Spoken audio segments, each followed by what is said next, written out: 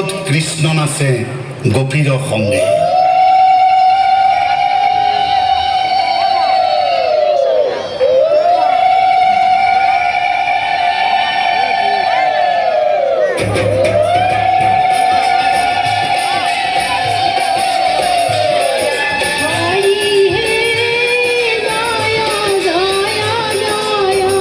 বন্ধু বসুদেৱ, তুমি তো জানা প্ৰাণতকৈ কিমান মৰমৰ মোৰ ভনী দৈৱকী। ইমান দিন আদৰেৰে আল ফুলে বুকুৰ সমস্ত মৰমেৰে মই ডাঙৰ কৰি তোমাৰ ওচৰত অৰ্পণ কৰিলোঁ। সুখত ৰাখিবা, আনন্দত ৰাখিবা বসুদেৱ, আনন্দত ৰাখিবা। নাকান্দিবি দৈৱকী, নাকান্দিবি। এয়া সংসাৰৰ নিয়ম, আমি ইয়াক মানিবই লাগিব। বুজিছ দৈৱকী, মানিবই লাগিব। যা ভনী শহুৰৰ ঘৰলৈ। আজি মোৰ ঘৰখন খালী খালী যেন লাগিছে অ দৈৱকী, খালী খালী যেন লাগিছে মোৰ, খালী খালী যেন লাগিছে।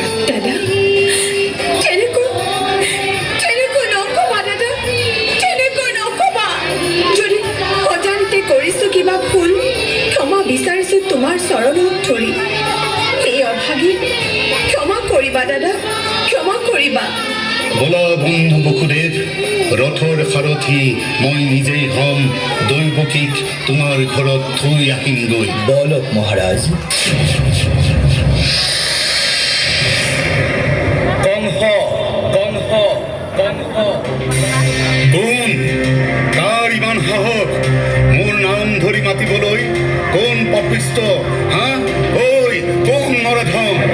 কংস, মই দৈৱবাণী। দেৱতাৰ বাণী? এই কংসৰ নাই প্ৰয়োজন। প্ৰবল প্ৰতাপী পৃথিৱীৰ একছত্ৰী ৰজা কংসলৈ এই দৈৱবাণী? মই যে দেৱতা, মই যে ভগৱান। প্ৰবঞ্চক প্ৰতাৰকৰ দল, দেৱতাবৃন্দ, চলনা নকৰিবি এই কংসৰ লগত। চিৰশত্ৰু তহঁত, মোৰ চিৰশত্ৰু। কিয় হাঁহিছ কংস? প্ৰাণৰ ভনীক ৰথৰ সাৰথি হৈ বিদায় দিব ওলাইছ? আদৰ খাদৰ। দৈৱকী তোৰ চৰম শত্ৰু কংস আজিৰ পৰা জানিবি নিশ্চয়। দৈৱকী তোৰ ভনী নহয়, চিৰবৈৰী।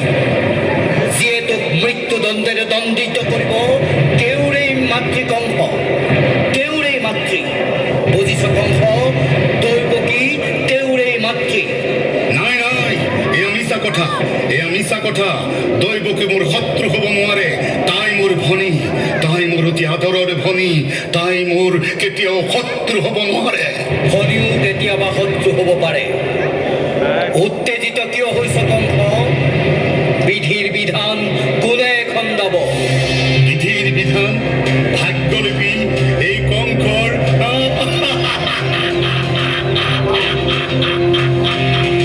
এই কংসৰ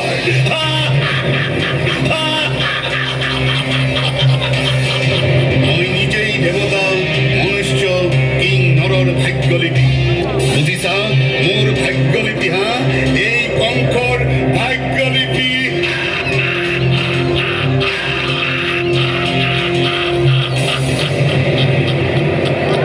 শুন কংস, দৈৱকীৰ গৰ্ভৰ অষ্টম সন্তানৰ হাতত তোৰ মৃত্যু হ'ব, ই সঁচা। এয়া তোলৈ সতৰ্কবাণী কংস, তই সাৱধানে থাকিবি। দৈৱকীৰ গৰ্ভৰ অষ্টম সন্তানৰ হাতত এই কংসৰ মৃত্যু। হা, যাক ভনী বুলি ইমান দিন বুকুৰ মাজত সমস্ত মৰমেৰে নাখাই খুৱাই ডাঙৰ দীঘল কৰিলোঁ, আজি তাই মোৰ সন্মুখত শত্ৰুৰূপে থিয় দিছেহি। ঘৰতে আছে মোৰ চিৰশত্ৰু। দৈৱবাণীটো মিছা নকয়। ঐ কোন আছ, কোন আছ? আজ্ঞা কৰক মহাৰাজ। সন্তৰী লৈ আহ মোৰ তৰোৱাল। আজি এই হত্যা কৰোঁ নিজ হাতে দৈৱকী। চাওঁচোন কেনেকৈ দৈৱবাণী ফলিয়াই।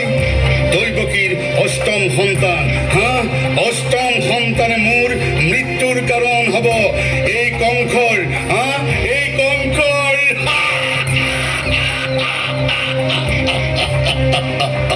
দাদা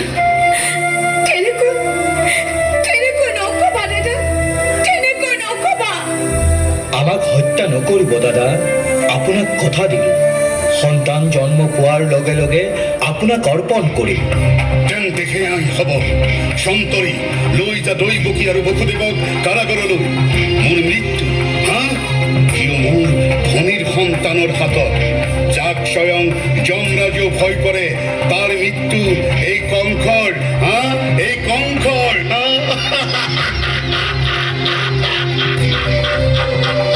এই কংসৰ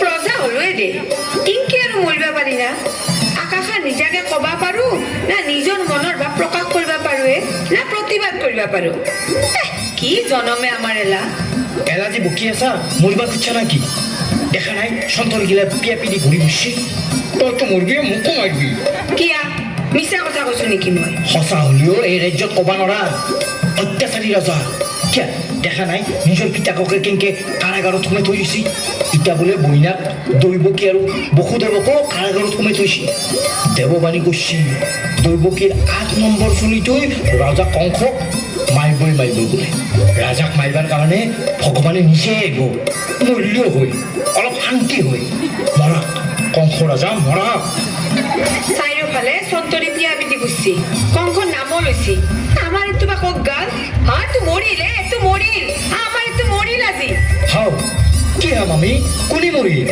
কোনি মৰিব মাইমে মৰিল ইবাৰ ৰক্ষা নাই কংসৰ হাতত এই মাইমে মৰিব কি কহাব ঐ মই মৰাৰ কথা শুনি বৌ বলছা চালা চোৱাখৰ জাত নহয় হা মামা মামী দোকানৰ পৰা কিবা নিবা দিছিল তাকে মনত কৰি কৰি আহি থাকোঁতে বৌ আহিল তুমি আৰু বেয়াকেহে ভাব দা ঐ কিয়া বস্তুৰ কথা মনত কৰিলে কি বৌ বুলি মাতিব লাগে নি হা ঐ গেছা না ঐ তই কি শুনি আছা বৌ বুলাৰ লগে লগে একেবাৰে মনটো হাত পৰি গৈছে নেকি হা গাটো গোটাই জিম লাগছি হাতখান হৈছি ঠৌগা তিৰি আহিছি তো গণনিত আপনি ঘৰত থাকব গণেনিত মই যাম তাইও আহিব কেইটা আহিব গাখীৰ আছে না আৰু ঘৰত বিস্কুট আছে না হেম মাৰি হানা পানা ঠৌগা আপনি নাম শুনাৰ লগে লগে গাটো গোটাই হাতখান লাগছি এগলা মানুহৰ লগত কিনকে চলি আছো মইহে জানো পেন পেনাব নালাগে চকুৰ পানী দুখন ওলাই নাই হা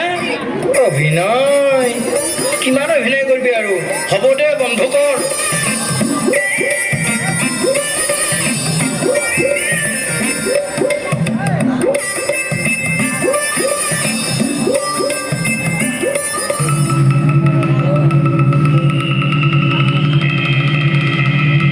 মাৰি বেটাৰ হামি হাতি এনকে নহ'ব আমাক এতিয়া ঘুমটি মাৰিব দিয়া নাই দৈৱকী চলি হলি ৰাজাক খবৰ দিয়াৰ কাৰণে থৈছি বেটাক গলক লেকিন দম টানি ভাত মাৰি আহিছা আৰু এতিয়া ঘুমটি নধৰি কি হ'ব যদি কিবা অঘটন ঘটে মই কিন্তু ভাষাত নাই তোৰে নামটো কৈ দিম বেটাক খাই মৰা জাত যাওঁৱে যা বৰ ৰাজাৰ কথা অনুগত দেখাব নালাগে কম অশান্তি পাই আছো না মোৰ অন্তৰত তই কেনেকে জানবি তোৰ অন্তৰত থাকিবতো লাগিব জানো দে বেটাৰ তল পেটৰ কামাৰ নতুনকে বিয়া পাতি ৰাতি চকীদাৰ হৈছা তো সেইটো দুখ বুজাওঁতেহে বুজে ময়ো ফলাখান পঢ়ি থৈছো দে জানছা মই দিনত ঘৰৰ মানুহৰ কাৰণে সুখ দুখৰ কথা ক'বাই নোৰোৱে ৰাতিটো চকীদাৰে এনকে বয়স গেলা যাবহান পাওঁ দে আনৰ চলি ৰখাতে নিজৰ চলি কথাটো ভাবাৰ সময় নাই বুজছা না তই কি দুখত আছো এটা কাম কৰ তই অলপ ঘুমটি মাৰ মই শাৰী পাই থাকিম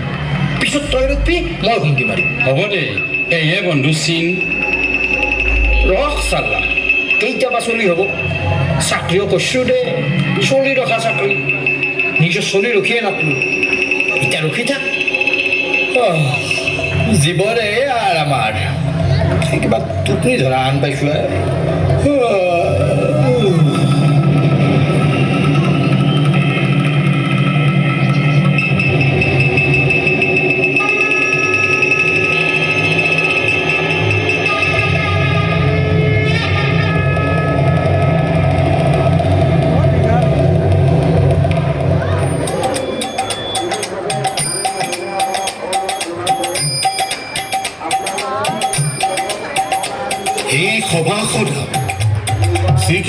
বসুদেৱে লৈয়া গকুললৈ গমন কৰিলা বৰষে কণিকা মেঘে ওপৰত গাজে খনায়ে ধৰিলা চক্ৰ আহি সৰপৰাজে বাৰিষা যমুনা নদী ফেনে ফটকাৰ ঢৌ দেখি লাগে ভয় ভাগে বাগিৱাৰ এক নিমিষতে গয়া গকুল পায়া কৃষ্ণক যশোদাৰ সঙ্গে কন্যাক লৈয়া দৈৱকীৰ কাষে গৰিলা শিশুৰ কান্দনত প্ৰহৰী জাগিলা এক প্ৰহৰী গয়া কংসক পুত্ৰ জন্মৰ বাতৰি দিলা এহি মোৰ মৃত্যু কাৰণ সাক্ষাতে যমপ্ৰৱেশিলা কংসই গড় জীৱকে লৈলা তাৰ পিছে যি ঘটনা ঘটিল দেখ পুনঃ নিৰন্তৰে হৰিবোল হৰিবোল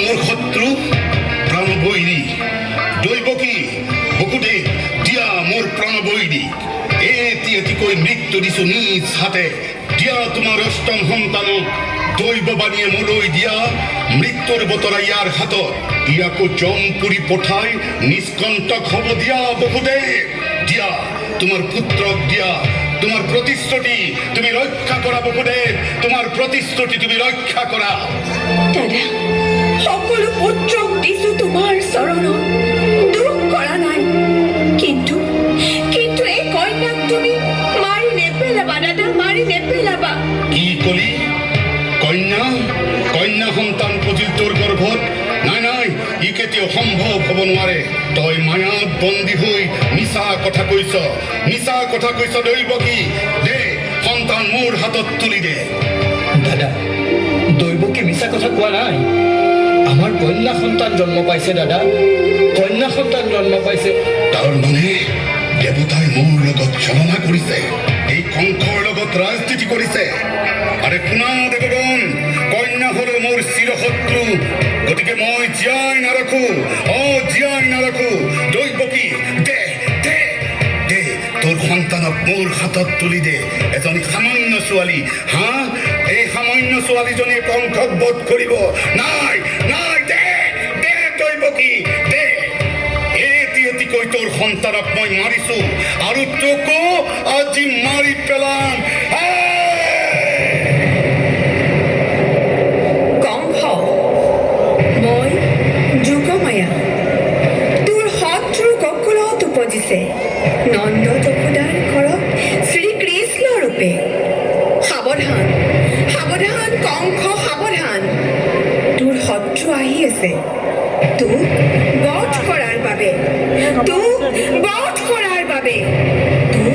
বধ কৰাৰ বাবে শ্ৰীকৃষ্ণ গকুলত মোৰ চিৰশত্ৰু উপজিল ঐ কোন আছ আজ্ঞা কৰক মহাৰাজ মোৰ শত্ৰু গকুলত উপজিল বধ কৰাৰ বাবে অসুৰগণক মাতি আন জীৱা আজ্ঞা মহাৰাজ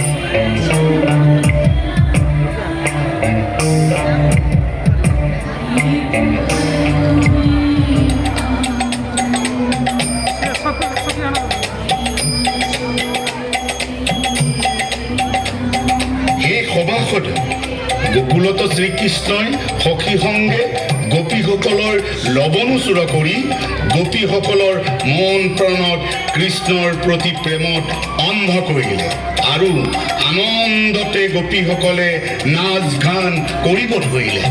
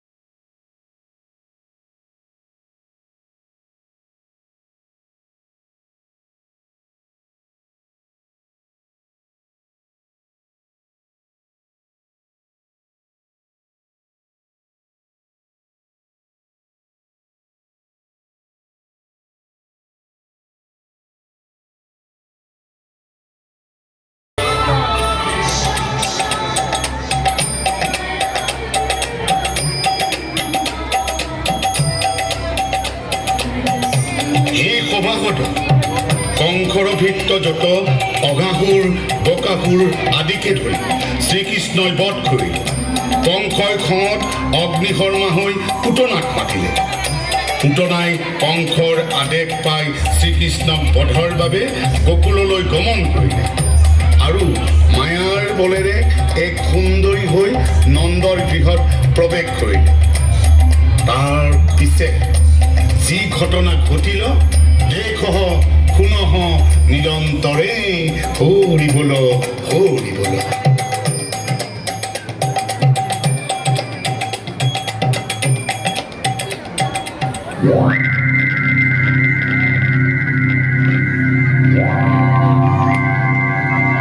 যশোদা, যশোদা, কোন কোন বাৰু তুমি? কিয় বা মোৰ ঘৰত প্ৰৱেশ কৰিলা? তুমি মোক পাহৰি গৈছা যশোদা। মই তোমাৰ দূৰ সম্পৰ্কীয় ভনী। শুনিব পাইছোঁ তোমাৰ হেনো পুত্ৰ জন্মিছে। মোৰ ভনীৰ পুত্ৰ হৈছে, সেয়েহে আহিলোঁ যশোদা তোমাৰ পুত্ৰক চোৱাৰ বাবে। তুমি ৰ'বা, মই পুত্ৰক লৈ আহোঁ।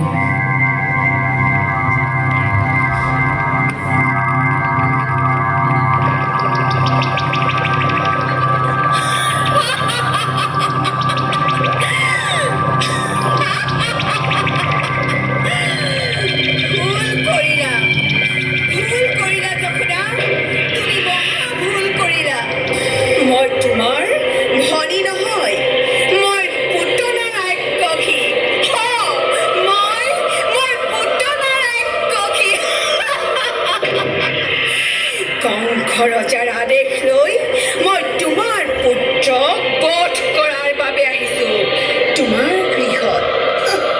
খা খা বাচ্চা খা, কংসক বধ কৰাৰ বাবে জন্ম লৈছা নহয়। খা আৰু জম ফুৰি লৈ যা। খা খা খা, হেঁপাহ পলাই খা।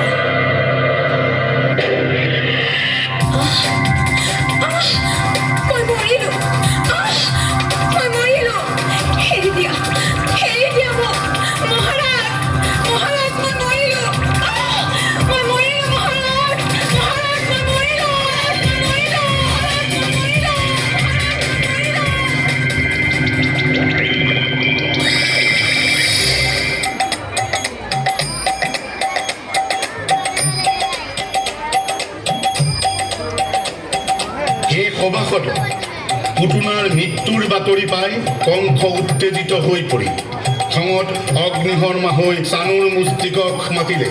তাৰ পাছত কি ঘটনা ঘটিল দেখহ শুনহ নিৰন্তৰে হৰি বোল হৰি বোল।